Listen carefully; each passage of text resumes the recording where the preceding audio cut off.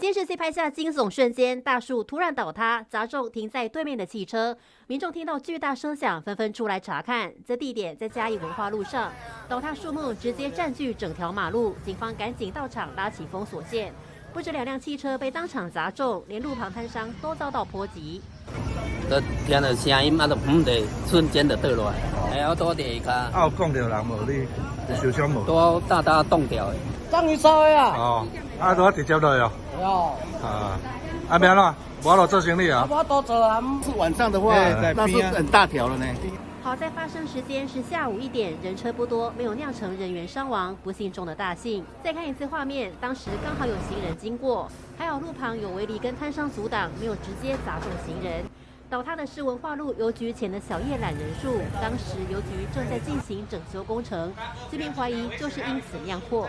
顶坡涂骹，所以长乌，怪树乌了，结果可能山乌了受侵，上着树啊迄落山倒。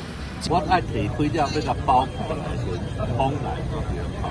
文化路邮局被列为历史建筑，整修工程原定去年就该完工，如今酿成路树倒塌意外。邮局表示将会同环保局跟警方处理，赔偿车主跟店家损失。